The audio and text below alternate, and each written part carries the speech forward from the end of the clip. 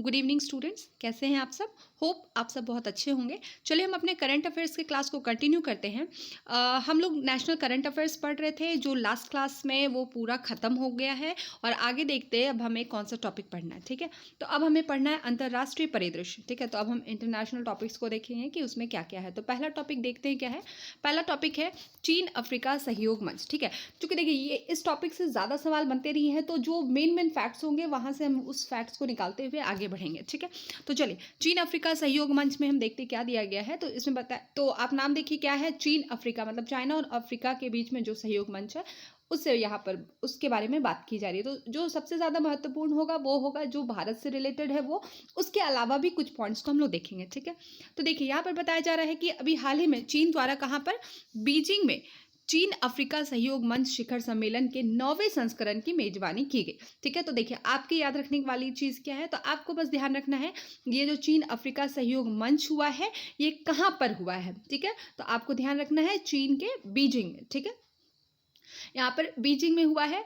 और ये चीन अफ्रीका सहयोग मंच जो है, ये जो शिखर सम्मेलन हुआ, ये कितनावा सम्मेलन संस्करण था, तो ये आपको ध्यान रखना है, ये 9वां संस्करण था। ठीक है, तो इतने पॉइंट्स को आपको ध्यान रखना है, 9वां संस्करण, और ये कहाँ पर हुआ है, तो बीजिंग में हुआ है। ठीक है, इतनी बातें आपको ध्यान में रखनी है। ठीक है, अच्छा इस सहयोग मंच के बारे में बताया जा रहा है, इसमें क्या क्या चीज़ें हैं दी गई है। तो देखिए यहाँ पर बताया जा रहा है चीन अफ्रीका सहयोग मंच यानी कि forum on China Africa cooperation. तो आपको ये भी याद रखना है। ठीक है, इंग्लिश में याद रखें, हिंदी में जैसे आपको कंफर्टेबल हो, तो आपको ये ध्यान रखना है। तो forum on China Africa cooperation, जिसको चीन अफ्रीका सहयोग मंच कहते हैं, पीपल्स रिपब्लिक ऑफ चाइना और अफ्रीका के राज्यों के बीच एक आधिकारिक मंच है। तो ये मंच इन दोनों के बीच एक क्या है, एक आधिकारिक मंच है। ठीक है, इसकी स्थापना कब हुई थी, तो इसकी स्थापना हुई थी 10 अक्टूबर 2000 को। ठीक है, 10 अक्टूबर 2000 को। ठीक है, इसके सदस्य देश देखिए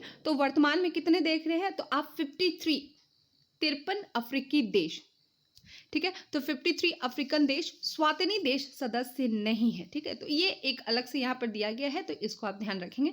तो ये इसका सदस्य नहीं है, तो टोटल आपको ध्यान रखना है 53 अफ्रीकी देश इसके वर्तमान में सदस्य है। ठीक है, इतना आपको ध्यान रखना है। ठीक है, तो जो मेन फैक्ट्स होंगे उसको आप लोग निकालते चलेंगे, उसको हम लोग निकालते हुए आगे बढ़ेंगे। ठीक है, आगे देखिए, आगे यहाँ पे जो प्रतिनिधित्व, जो रिप्रेजेंटेटिव होते हैं वो देखिए, उनके बारे में बताया जा रहा है कि प्रत्येक अफ्रीकी राज्य FOCAC में स्वयं का प्रतिनिधित्व करता है। ठीक है, तो प्रत्येक अफ्रीकी राज्य स्वयं का प्रतिनिधित्व करता है और सभी गतिविधियां चीन व अफ्रीकी देशों के बीच द्विपक्षीय रूप से कार्यान्वित की जाती है। ठीक है, चलिए आगे देखते हैं। बताया जा रहा है इसका 2024 सम्मेलन का थीम क्या था। तो देखिए थीम पर आप थोड़ा ध्यान रखेंगे, थीम आपको याद रखना है क्योंकि थीम से सवाल बनते हैं। ठीक है, तो थीम क्या था, आधुनिकीकरण को बढ़ावा देने और उच्च स्तरीय चीनी अफ्रीकी भाग्यशाली समुदाय का निर्माण करने के लिए हाथ मिलाना। काफ़ी लंबा है लेकिन आपको ध्यान रखना है। ठीक है, तो आप ये नहीं कि इतना लंबा रटना, बस इसके की पॉइंट्स को निकाल लेना है कि ये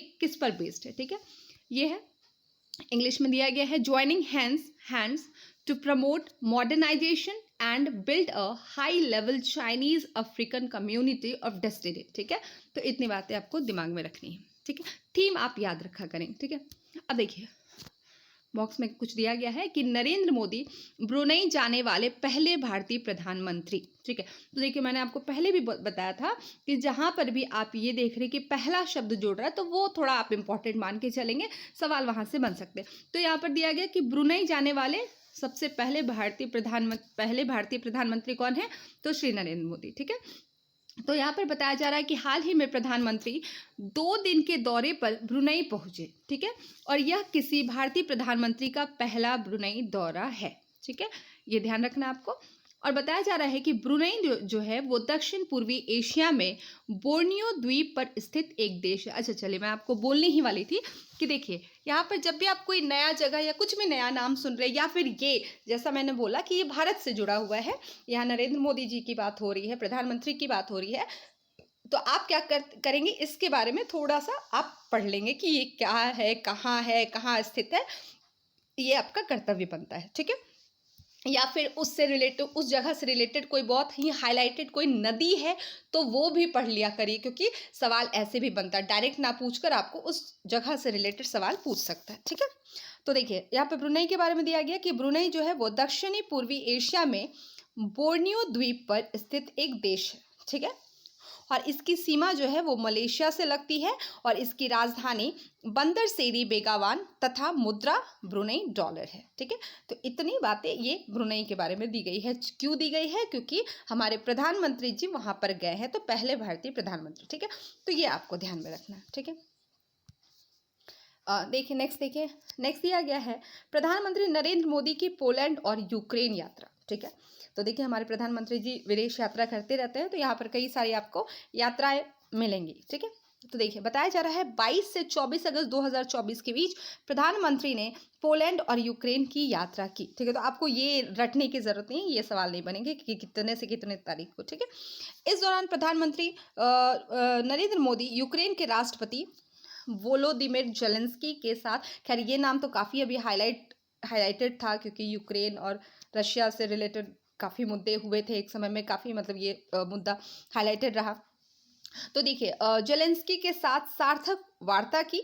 उन्होंने रूस के साथ जारी युद्ध को समाप्त करने में व्यक्तिगत रूप से योगदान देने का आश्वासन किया। तो अभी मैंने बताया कि रूस और यहाँ पर यूक्रेन का काफ़ी चर्चा ये रहा है। ठीक है, अब देखिए उसके बाद बताया जा रहा है कि उन्होंने, तो ये यहाँ पर क्या क्या बताया जा रहा है कि उन्होंने रूस के साथ जो युद्ध जो जारी है उसको समाप्त करने में हमारे प्रधानमंत्री जी ने कहा कि वो व्यक्तिगत रूप से योगदान देंगे। ठीक है, और बताया जा रहा है कि उन्होंने यूक्रेन और रूस के बीच जारी संघर्ष का समाधान निकालने के लिए एक दूसरे से बातचीत की जरूरत पर बल दिया, और उन्होंने कहा कि भारत शांति के हर प्रयास में सक्रिय भूमिका निभाने के लिए तैयार। ठीक है, तो खैर ये ज़्यादा यहाँ से कुछ ऐसा इंपॉर्टेंट नहीं है। ठीक है, क्योंकि मैंने बोला इन सबसे ज़्यादा सवाल बनते नहीं, तो हम फैक्ट्स को निकालते चलेंगे। ठीक है, और देखिए यूक्रेन यात्रा पर प्रधानमंत्री ने जेलेंस्की को 4 भीष्म भारत स्वास्थ्य सहयोग हित और मैत्री पहल क्यूब्स भेंट किए। ठीक है, ये उन्होंने भेंट किया,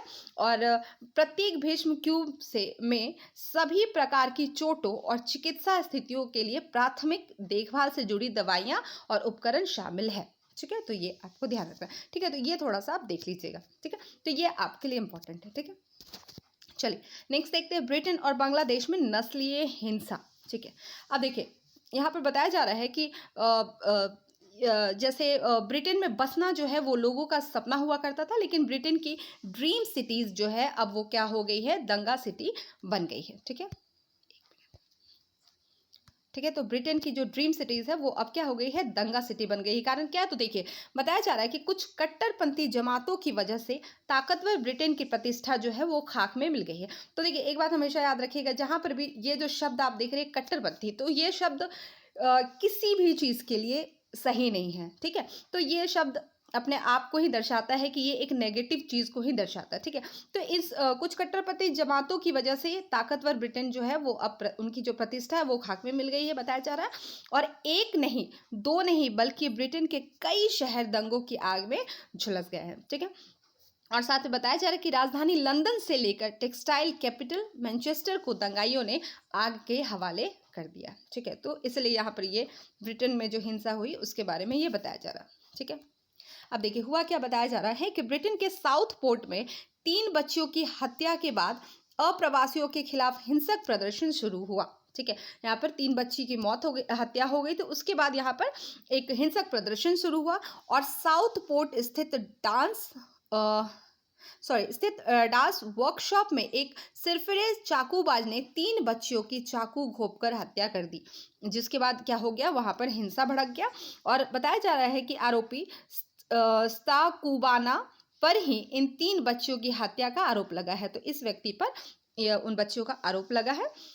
अब बताया जा रहा है कि जो 9 वर्षीय एलिस डिसिल्वा अगुइर और 7 वर्षीय, अच्छा ये बच्चियों के बारे में दिया है कि ये बच्चियां, एक 9 वर्ष की थी, एक 7 वर्ष की, एक 6 वर्ष की, इनकी हत्या का आरोप है। ठीक है, और इसके अलावा उस पर हत्या के प्रयास के 10 मामले भी दर्ज है, तो ऑलरेडी उस पर 10 मामले और दर्ज है हत्या के। ठीक है, और ब्रिटेन में 3 छोटी बच्चियों की मौत के बाद फैली एक अफवाह ने हिंसा की आग में पेट्रोल डाल दिया, और वहाँ सोशल मीडिया पर अफवाह फैल गई कि संदिग्ध चाकूबाज आरोपी एक मुस्लिम युवक है और इसके बाद ब्रिटेन में स्थानीय अंग्रेज और अप्रवासी इस्लामिक कट्टरपंथियों के बीच क्या हो गई, झड़प हो गई। ठीक है, तो ये पूरा जो हिंसा हुआ है ब्रिटेन में उसके बारे में ये पूरा दिया गया है। ठीक है,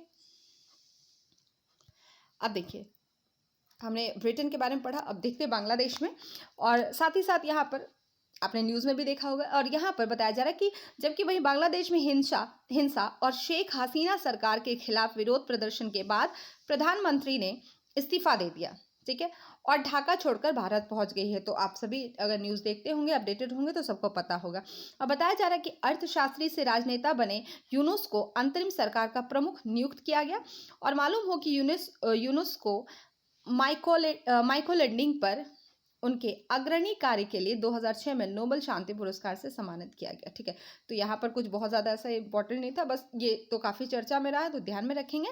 और बस ये ध्यान रखिएगा कि यूनुस को 2006 में नोबेल शांति पुरस्कार से सम्मानित किया गया था। ठीक है, और बताया जा रहा है कि बांग्लादेश में हुई हिंसा का कारण जो है वो सरकारी नौकरियों में आरक्षण में हुई अनियमितता। ठीक है, दरअसल बताया जा रहा है कि बांग्लादेश में आरक्षण प्रणाली के तहत यहाँ पर देखिए 56% सरकारी नौकरियां आरक्षित है। ठीक है, ये वहाँ का आंकड़ा दिया जा रहा है और इनमें से 30% यानी कि 30% आरक्षण जो है 1971 के मुक्ति संग्राम के स्वतंत्रता सेनानियों के वंशजों के लिए रिजर्व है। तो मतलब ये इनके लिए रिजर्व है 30%। ठीक है, और वहीं पर 10% जो है आरक्षण पिछड़े प्रशासनिक जिलों के लिए, 10% महिलाओं के लिए आरक्षण रिजर्व है। इसके अलावा 5% आरक्षण जातीय अल्पसंख्यक समूहों के लिए और 1% दिव्यांग लोगों के लिए ये रिजर्व है। इन सभी आरक्षण प्रणालियों में से विवाद उस 30% आरक्षण को लेकर है। 30% कौन सा, जो यहाँ पर आपने देखा 1971 में जो मुक्ति संग्राम स्वतंत्रता सेनानी के वंशजों के लिए जो रिजर्व किया गया है, तो उसको लेकर यहाँ पर मेन जो मुद्दा, जो विवाद है, जो डिस्प्यूट है वो है। ठीक है, जो स्वतंत्रता सेनानी के वंशजों को दिया जा रहा है। ठीक है, हमने अभी देखा। ठीक है, और बताया जा रहा है कि मीडिया रिपोर्ट्स के मुताबिक छात्रों का कहना है कि सरकार उन लोगों को आरक्षण देने के पक्ष में है जो शेख हसीना की सरकार का समर्थन करते हैं। तो ऐसा छात्रों का कहना है। ठीक है, और छात्रों का आरोप है कि मेरिट के आधार पर सरकारी नौकरियां नहीं दी जा रही है। तो जो मेन मुद्दा है वो है रिजर्वेशन यानी कि आरक्षण का। ठीक है, और उसमें भी खास करके जो 30% रिजर्वेशन है उस पर विवाद है। ठीक है, नेक्स्ट देखिए, नेक्स्ट है दूसरा थॉमस शोल और दक्षिण चीन सागर विवाद। ये क्या है देखिए, तो यहाँ पर बताया जा रहा है कि हाल ही में फिलीपींस ने दावा किया है कि दूसरे थॉमस शोल के पास चीन के तटरक्षक जहाजों ने उनकी नावों के साथ टकराव किया है। ये आरोप है। ठीक है, किसका, फिलीपींस का। किस पर, चीन पर। दूसरा थॉमस शोल क्या है, तो देखिए यह एक आंसू बूंद के आकार का एटॉल यानी कि प्रवाल द्वीप, आपने ज्योग्राफी में पढ़ा होगा प्रवाल द्वीप। ठीक है, तो ये एक प्रवाल द्वीप है, एक एटॉल द्वीप है जिसकी उत्तर दक्षिण में लंबाई 11 समुद्री मील है और यह मूंगा चट्टानों से घिरा हुआ है। दूसरा थॉमस शोल। ठीक है, अब बता दें कि फिलीपींस ने पहली बार 1990 के दशक के अंत में इस पर कब्जा किया था और इसे फिलीपींस में आयुंगिन और चीन में रिनाई रीफ के नाम से जाना जाता है। ठीक है, और ये क्षेत्र विश्व के सबसे व्यस्ततम व्यापारिक रास्तों में से एक है। ठीक है, इतनी बातें आपको ध्यान में रखनी है। उसके बाद देखिए, उसके बाद है फिलीपींस ने, बताया जा रहा है कि फिलीपींस ने इसके डूबे हुए बीआरपी सिएरा माद्रे जहाज पर, ठीक है, बीआरपी सिएरा माद्रे जहाज पर एक चौकी स्थापित की और फिलीपींस का दावा है कि यह तट उसके विशेष आर्थिक क्षेत्र के भीतर स्थित है। ठीक है, ये फिलीपींस का दावा है। और वहीं चीन ऐतिहासिक और विवादास्पद 9 डैश लाइन के आधार पर द्वितीय थॉमस शोल सहित दक्षिण चीन सागर के अधिकांश हिस्से पर संप्रभुता का दावा करता है। वैसे ये चीन की पुरानी आदत है। ठीक है, तो हम भली भांति यहाँ जानते हैं। ठीक है, तो खैर ये फिलीपींस और चीन के बीच में ये यहाँ पर मुद्दा है। ठीक है, अब देखिए दक्षिण चीन सागर के बारे में देख लेते हैं। यह चीन के दक्षिण में स्थित एक सीमांत सागर है। ठीक है, तो आपको ध्यान रखना है। देखिए यहाँ से जैसे कि अभी ये एक विवाद का मुद्दा बना, तो आपको ये नहीं डायरेक्ट पूछ देगा, हो सकता है डायरेक्टली ना पूछ के आपको यहाँ से सवाल बन जाए, है ना, कुछ ज्योग्राफिकल पार्ट को करंट से रिलेट करके पूछते, है ना। तो देखिए ये क्या है, दक्षिण चीन सागर कहाँ है, तो चीन के कहाँ पर, दक्षिण में है, एक सीमांत सागर है, ठीक है। और यह प्रशांत महासागर का क्या है, एक भाग है जो सिंगापुर से लेकर ताइवान की खाड़ी तक लगभग इतने वर्ग किलोमीटर में फैला हुआ है, ठीक है। और 5 महासागरों के बाद यह विश्व के सबसे बड़े जल क्षेत्रों में से एक है, ठीक है। तो इतने ये आपको ध्यान रखना है, ठीक है। और इस सागर में बहुत से छोटे छोटे द्वीप है जिस पर तट से लगते विभिन्न देशों की संप्रभुता की दावेदारी है, ठीक है।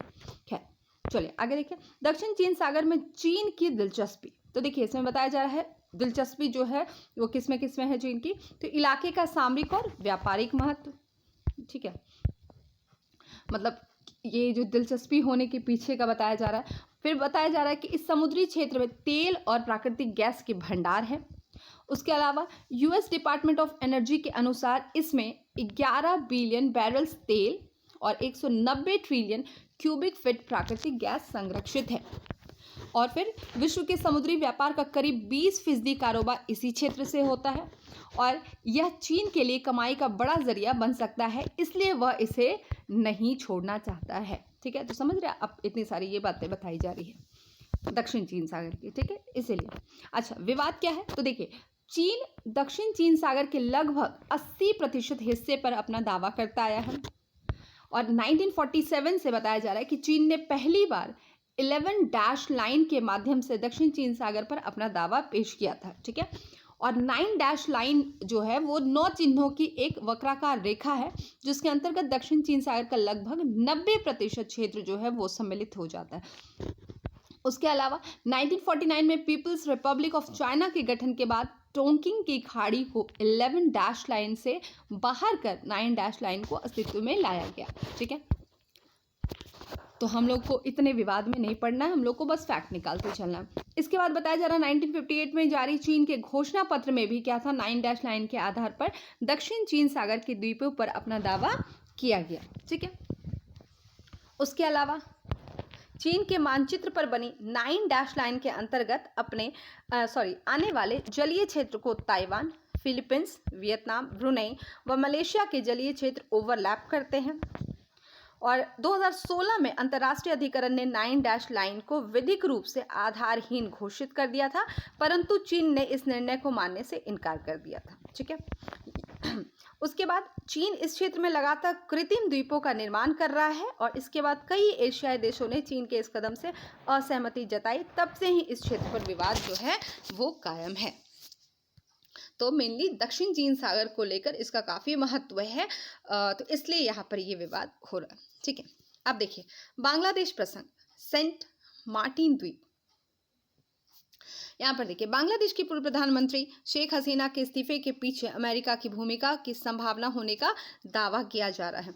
मीडिया रिपोर्ट्स के अनुसार बताया जा रहा है कि शेख हसीना ने बंगाल की खाड़ी में सेंट मार्टिन द्वीप की संप्रभुता अमेरिका को सौंप दी होती और बंगाल की खाड़ी में उसे बेस बनाने की अनुमति दे दी होती तो वह सत्ता में बनी रह सकती थी, ऐसा मीडिया मानती है, ठीक है।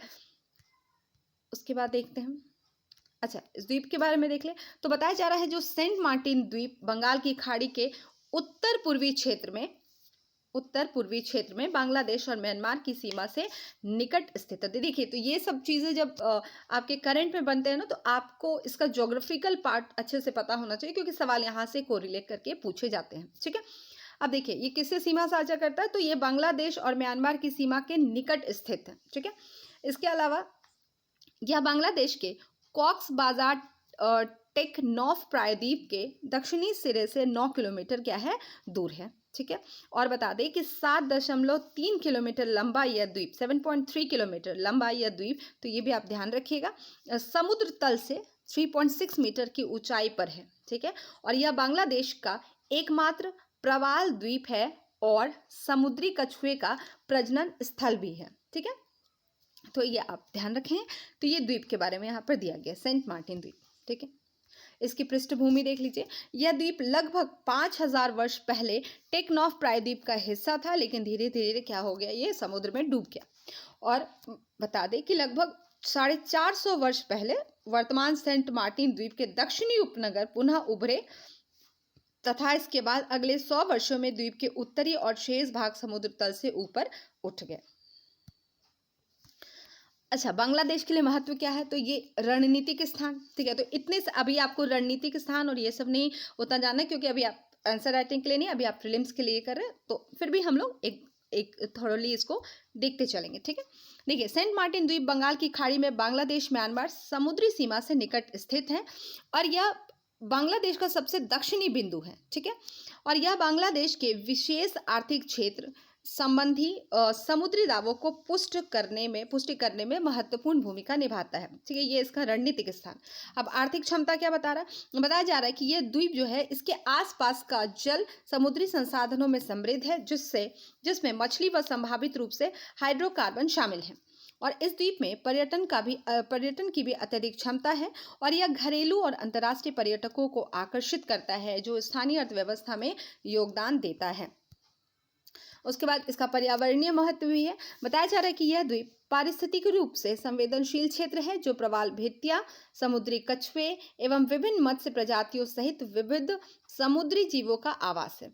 साथ में जैव विविधता संरक्षण और द्वीप के प्राकृतिक संसाधनों को बनाए रखने के लिए इसका पर्यावरणीय संरक्षण महत्वपूर्ण है, ठीक है। नेक्स्ट देखिए, दिया गया है संयुक्त राज्य अमेरिका के लिए महत्व, ठीक है। तो अभी हमने पढ़ा कि न्यूज़ के मुताबिक माना जा रहा है कि अगर ये इसको दे दिया जाता अमेरिका को, तो यहाँ पर कुछ और ही कहानी होता, ठीक है। तो देखिए, बताया जा रहा है कि भू राजनीतिक हित क्या है। तो बताया जा रहा है सेंट मार्टिन द्वीप रणनीतिक रूप से बंगाल की खाड़ी में स्थित होने और प्रमुख समुद्री मार्गों अंडमान सागर और मलक्का जल डमरू मध्य के निकट होने के कारण भू राजनीतिक दृष्टिकोण से महत्वपूर्ण है। तो इस क्षेत्र में होने के कारण ये राजनीतिक रूप से भी यहाँ पर महत्वपूर्ण है। अमेरिका क्या तर्क देता है कि वह इस क्षेत्र में नौवहन की स्वतंत्रता सुनिश्चित करने और समुद्री मार्गों को सुरक्षित करने का इच्छुक है, जो वैश्विक व्यापार के लिए महत्वपूर्ण है। ये अमेरिका का तर्क है, ठीक है।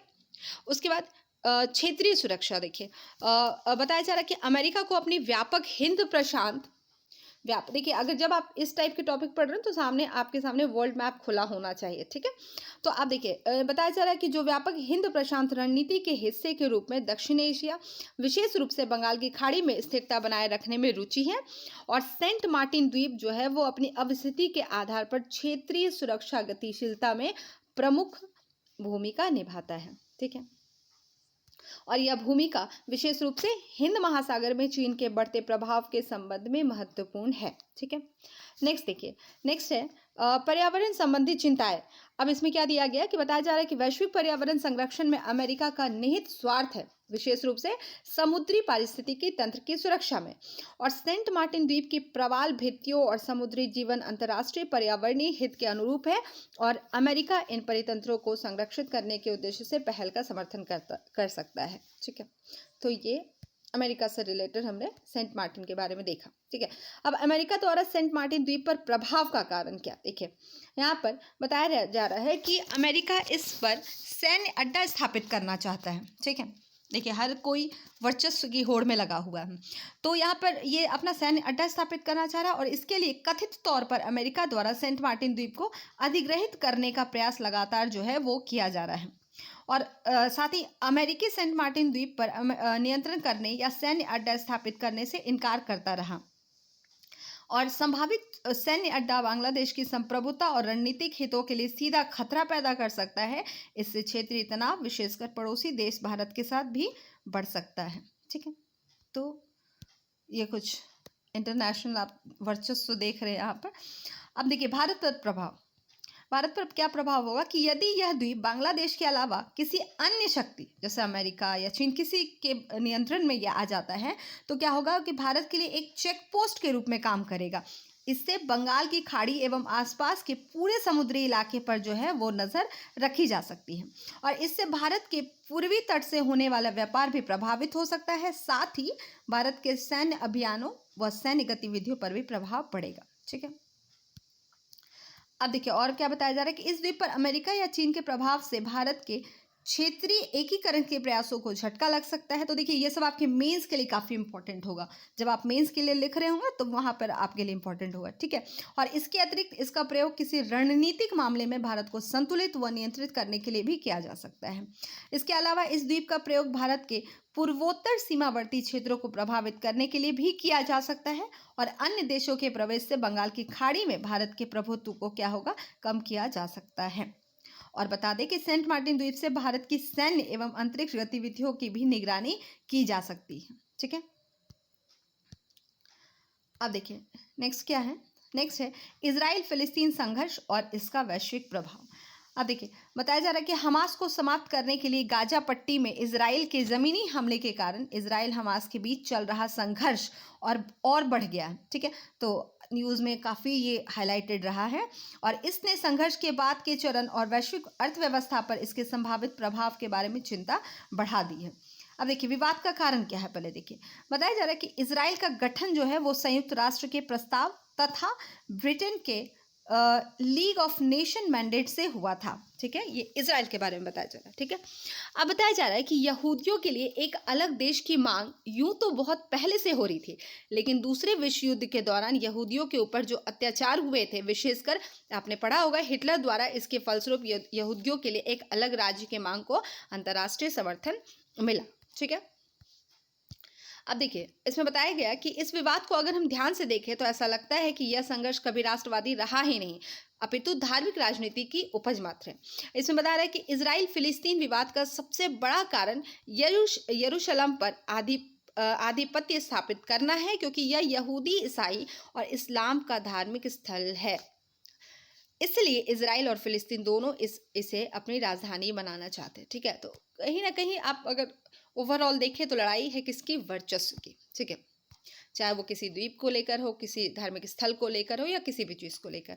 अब देखिए शहर को विभाजित करने का तरीका इजराइल और फिलिस्तीनियों को विभाजित करने वाले मूलभूत मुद्दों में से एक रहा है।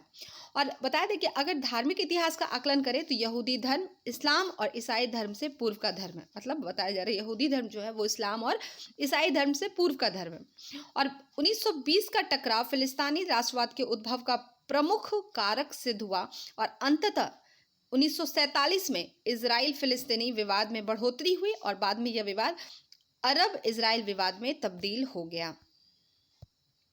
अब फिलिस्तीन का क्या पक्ष है, देखिए फिलिस्तीन में यहाँ पर बताया जा रहा है दोनों पक्षों के मध्य चल रहे इस संघर्ष के बीच फिलिस्तीन चाहता है कि 1948 में पूर्व फिलिस्तीन के लोगों की जो स्थिति थी उसे फिर से बहाल करना चाहिए तथा उनकी भौगोलिक स्थितियों पर फिलिस्तीन के शरणार्थियों को फिर से स्थापित किया जाना चाहिए। ये फिलिस्तीन का पक्ष है। और फिलिस्तीन की मांग यह भी है कि गाजा पट्टी और वेस्ट बैंक का पूरा क्षेत्र जो है वो फिलिस्तीन को दे दिया जाना चाहिए, ताकि वहाँ पर फिलिस्तीन के स्वायत्त शासन को स्वीकार किया जाना चाहिए, ठीक है। और फिलिस्तीन का कहना है कि यरूशलेम को पश्चिमी और पूर्वी दो हिस्सों में विभाजित किया जाना चाहिए और इसमें पश्चिमी हिस्से पर बेशक इजराइल का अधिकार सुनिश्चित कर दिया जाए, लेकिन पूर्वी हिस्से पर जो है वो फिलिस्तीन पर उसका अधिकार होना चाहिए, ठीक है। और फिलिस्तीन देश की राजधानी स्वीकार किया जाना चाहिए, ठीक है। मतलब तथा उसे फिलिस्तीन देश की राजधानी भी स्वीकार किया जाना चाहिए, ठीक है, जो पूर्वी हिस्सा है, ठीक है। अब इजराइल का पक्ष सुनिए, ये तो फिलिस्तीन का हमने सुना है। इजराइल कहता है कि पूरे यरूशलेम पर केवल इजराइल का आधिपत्य होना चाहिए और इजराइल की उस पर संपूर्ण संप्रभुता प्रदान की जानी चाहिए, ठीक है। और वर्तमान में इजराइल की राजधानी तेल अवीव है, लेकिन इजराइल के राष्ट्रवादी लोग यरूशलेम को जल्दी से जल्दी इजराइल की मुख्य राजधानी बनाने के लिए प्रयास कर रहे हैं, ठीक है। ये इजराइल का है। अब देखिए दोनों देशों के मध्य विवाद के प्रमुख स्थल कौन कौन से, तो देखिए यरूशलेम मुसलमानों, ईसाइयों और यहूदियों का एक पवित्र प्राचीन शहर है, पता है आप लोगों को। और पश्चिमी यरूशलेम पर 1948 से इजराइल का कब्जा है और यहाँ यहूदी बहुसंख्यक है, ठीक है। और वहीं पूर्वी यरूशलेम जो है उसमें फिलिस्तीनी बहुसंख्यक है, ठीक है। तो पश्चिमी यरूशलेम में कौन है, यहूदी है बहुसंख्यक, और पूर्वी यरूशलेम में फिलिस्तीनी बहुसंख्यक है। और इस हिस्से में अल अक्सा मस्जिद परिसर सहित यरूशलेम का पुराना शहर है, किसमें, पूर्वी यरूशलेम में, ठीक है। और 1967 में इजराइल ने इस इलाके पर कब्जा कर लिया, ठीक है। और 1980 में इजराइल ने यरूशलेम कानून पारित किया, जिसमें कहा गया कि यरूशलेम पूर्ण और एकजुट इजराइल की राजधानी है और फिलिस्तीन इसका विरोध करता आया है, ठीक है, ये 1980 के बारे में बताया गया। अब देखिए हम क्या देख रहे हैं यहाँ पर, जो दोनों देशों के बीच जो विवाद का स्थल है, जो प्रमुख स्थल है, वो हम देख रहे थे। हमने देखा यरूशलेम, उसके बाद देख रहे दूसरा, देखिए अल अक्सा मस्जिद, अभी भी हमने पढ़ा। अल अक्सा मस्जिद जो है वो इस्लाम का तीसरा सबसे बड़ा सबसे पवित्र स्थल है, ठीक है। और इसके अलावा यहूदी भी इसे अपना सबसे पवित्र स्थल मानते हैं, और दोनों इस पर अपना अपना दावा करते हैं, जो विवाद की एक और वजह है, ठीक है। तीसरा स्थल देखिए कौन सा है, गाजा पट्टी, काफी चर्चित रहा है। यह मिस्र और इजराइल के मध्य भूमध्य सागरीय तट पर स्थित है। इस पर हमास का शासन है, और 1948 के अरब इजराइल युद्ध के बाद नवगठित गाजा पट्टी पर मिस्र का शासन था। और लेकिन 1967 में 6 दिवसीय युद्ध में इजराइल ने इस पर फिर से कब्जा कर लिया, ठीक है। ये पूरा बैकग्राउंड बताया जा रहा है। फिर 1993-94 में हस्ताक्षरी ओस्लो समझौते के तहत फिलिस्तीनी अथॉरिटी को गाजा पट्टी को स्थानांतरित कर दिया गया, फिर से गाजा को यह स्थानांतरित किया।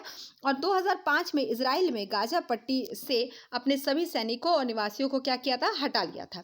इसके बाद फिर 2006 में हमास ने गाजा में चुनाव जीता, और 1 साल बाद हमास ने फिलिस्तीनी प्राधिकरण के सुरक्षा बलों को हटाकर गाजा पर पूर्ण नियंत्रण कर लिया। तो ये पूरा इसका इतिहास, जो गाजा पट्टी। अब देखिए फिर जो अगला स्थल है वो कौन है, शेख जर्रा। शेख जर्रा जो है वो पूर्वी यरूशलेम के उत्तर में स्थित है, पूर्वी यरूशलेम के उत्तर में। 1948 में जब ऐतिहासिक फिलिस्तीनी भूभाग में इजराइल की स्थापना हुई, तो लाखों फिलिस्तीनियों को उनके घरों से क्या हुआ, बेदखल कर दिया गया। उन फिलिस्तीनी परिवारों में से कुछ परिवार इस शहर में जाकर बस गए थे, ठीक है। और वेस्ट बैंक देखिए, नेक्स्ट कौन सा स्थल है, वेस्ट बैंक। वेस्ट बैंक एक स्थल रुद्ध क्षेत्र है जो इजराइल और जॉर्डन के बीच स्थित है, और इसमें पश्चिमी मृत सागर का एक बड़ा भाग भी शामिल है। और प्रथम अरब इजराइल युद्ध के दौरान इस पर जॉर्डन ने कब्जा कर लिया था, लेकिन 1967 के 6 दिवसीय इस युद्ध के दौरान इजराइल ने इसे वापस ले लिया, और उसी समय से इस पर उसका नियंत्रण है, किस पर, तो वेस्ट बैंक पर, ठीक है। अब देखिए इजराइल फिलिस्तीन संघर्ष में विभिन्न देशों का दृष्टिकोण। इस संघर्ष में अमेरिका ने स्पष्ट रूप से इजराइल का पक्ष लिया। अमेरिका का मानना है कि इजराइल को अपनी आत्मरक्षा का पूरा अधिकार है, और अपनी आत्मरक्षा के दौरान यदि वह किसी दूसरे देश पर सैनिक कार्रवाई करता है तो इसे किसी भी दृष्टिकोण से अनुचित नहीं ठहराया जाएगा, ऐसा अमेरिका का कहना है, ठीक है। और अमेरिका के इस पक्षधारिता का मुख्य कारण क्या है, तो अमेरिका में यहूदियों की आबादी इजराइल में उपस्थित यहूदियों की आबादी से कहीं अधिक है, और इसके अलावा संयुक्त राज्य अमेरिका की अर्थव्यवस्था और तकनीक के क्षेत्र में यहूदियों का बहुमूल्य योगदान है। और बता दें कि तुर्की और पाकिस्तान जैसे देशों ने खुलकर फिलिस्तीन का पक्ष लिया है, और उन्होंने फिलिस्तीन के दावे को मूर्त रूप देने पर बल दिया। इसके अलावा विभिन्न अरब देशों ने तथा इस्लामिक सहयोग संगठन यानी कि OIC ने भी फिलिस्तीन के दावे को ही सही माना है, और उसे लागू कराने के लिए वैश्विक स्तर पर निरंतर प्रयास किए हैं। भारत का दृष्टिकोण देखिए क्या है, तो भारत इस संघर्ष के दौरान भारत ने हमेशा फिलिस्तीन का सहयोग किया। जब कभी भी संयुक्त राष्ट्र संघ ने इस संघर्ष से संबंधित विवाद उठा है, तब भारत ने फिलिस्तीन के पक्ष में मतदान किया। 1992 में पहले भारत के इजराइल के साथ कूटनीतिक संबंध नहीं थे, ठीक है। फिर 1992 ईस्वी में पहली बार भारत ने इजराइल के साथ अपने कूटनीतिक संबंधों की शुरुआत की थी। कब, 1992 में, तो उससे पहले नहीं था। फिर बता दें कि इजराइल और फिलिस्तीन के बीच लंबे समय से चले आ रहे संघर्ष, और भारत ने हमेशा यह मत व्यक्त किया कि दोनों देशों को हिंसा का परित्याग करना चाहिए और शांतिपूर्ण वार्ता के साथ समस्या का समाधान करना चाहिए और फिर आगे बढ़ना चाहिए। अब देखिए 1 मिनट, हाँ ठीक है, तो ये भारत का पक्ष था। अब देखिए क्या दिया गया, बताया जा रहा है संघर्ष के संभावित परिदृश्य और उनके प्रभाव, ठीक है। तो उसका परिदृश्य, संभावित परिदृश्य और उसके प्रभाव, इम्पैक्ट के बारे में बताया जा रहा है। गाजा में सीमित संघर्ष, इस परिदृश्य में अन्य क्षेत्रों में सीमित विस्तार के साथ संघर्ष मुख्य रूप से गाजा पट्टी में स्थानीयकृत है। और संभावित प्रभाव क्या बताया जा रहा है कि इसके वैश्विक अर्थव्यवस्था पर सीमित एवं प्रत्यक्ष प्रभाव है। फिर भी विभिन्न असफलताओं से उभर रही वैश्विक अर्थव्यवस्था के लिए यह खबर चिंताजनक है, क्योंकि केंद्रीय बैंक मुद्रास्फीति को नियंत्रित करने और आर्थिक मंदी को नियंत्रित करने के लिए संघर्ष कर रहे हैं। और इस संघर्ष के परिणाम स्वरूप गाजा में मानवीय संकट बढ़ सकता है, जिसमें बड़ी संख्या में लोग आहत हो सकते हैं। वर्तमान में मरने वाले व्यक्तियों की संख्या 8,000 से अधिक हो चुकी है। ठीक है, अब देखिए नेक्स्ट है ईरान समर्थित उग्रवादियों के साथ क्षेत्रीय संघर्ष। देखिए, इस परिदृश्य में एक व्यापक क्षेत्रीय संघर्ष शामिल है, जिसमें लेबनान और सीरिया में ईरान समर्थी आतंकी समूहों के साथ यमन में हुती की संभावित भागीदारी शामिल है। संभावित प्रभाव, इससे कई क्षेत्रीय स्थानों पर हिंसा बढ़ सकती है, जिससे अस्थिरता और संघर्ष बढ़ सकता है। और तेल की कीमतों वर्तमान कीमत $90 प्रति बैरल से भी ऊपर पहुंच सकती है। ठीक है, अब देखिए इजराइल ईरान और प्रमुख शक्तियों से पूर्ण युद्ध। इसके सबसे चरम परिदृश्य में क्षेत्रीय शक्तियों इजराइल और ईरान के बीच पूर्ण पैमाने पर संघर्ष की परिकल्पना की जा रही है, जिससे संयुक्त राष्ट्र अमेरिका, चीन और रूस जैसी प्रमुख वैश्विक शक्तियां शामिल हो सकती है। और संभावित प्रभाव क्या इम्पैक्ट है देखे जा सकते हैं। तो बताया जा रहा है कि यह संघर्ष मध्य पूर्व में व्यापार और वैश्विक कच्चे तेल की आपूर्ति को बाधित कर सकता है, जिससे इस क्षेत्र के कई देश में उनके व्यापारिक भागीदार प्रभावित होंगे। उसके अलावा विश्व की 20% से अधिक कच्चे तेल की आपूर्ति जो है वो पश्चिमी एशिया से होती है। इस क्षेत्र से में संघर्ष से कच्चे तेल की कीमतें $125 प्रति बैरल तक क्या हो सकती है, वो बढ़ सकती है। ये एक संभावित प्रभाव बताया जा रहा है। ठीक है, अब देखिए हमास परिचय। हमास के बारे में, हमास एक फिलिस्तीनी राजनीतिक सशस्त्र समूह है, जिसकी स्थापना 1987 में हुई थी। यह एक उग्रवादी समूह है जो इजरायली कब्जे के खिलाफ एक प्रतिरोध आंदोलन के रूप में उभरा था। पृष्ठभूमि देख लीजिए, बैकग्राउंड। हमास की स्थापना 1987 अभी हमने देखा 1987 में मिस्र के मुस्लिम ब्रदरहुड की एक शाखा के रूप में की गई थी, जो हिंसक जिहाद के माध्यम से अपने एजेंडे को पूरा करना चाहता है। और इसने इजरायली कब्जे और फतह के खिलाफ एक प्रतिरोध आंदोलन के रूप में लोकप्रियता हासिल की। ठीक है, और इसमें बता दें कि संयुक्त राज्य अमेरिका 1997 में हमास को एक आतंकवादी संगठन घोषित किया था। किसने? अमेरिका द्वारा ये घोषणा किया गया था। और इजराइल और अधिकांश यूरोप सहित कई अन्य देश भी हमास के प्रति यही दृष्टिकोण अपनाते हैं। और विचारधारा क्या है? तो देखिए हमास का मानना है कि फिलिस्तीन की भूमि के किसी भी भाग का समझौता नहीं किया जाएगा और ना ही उसे किसी को दिया जाएगा। ये विचारधारा हमास का। ठीक है, और फिलिस्तीन की पूर्ण मुक्ति के अतिरिक्त हमास अन्य सभी विकल्पों को अस्वीकार करता है। ठीक है, चलिए तो ये आपका यहीं पर समाप्त होता है और फिर हम लोग नेक्स्ट क्लास में मिलेंगे कुछ नए टॉपिक के साथ। तब तक के लिए thank you, have a nice day.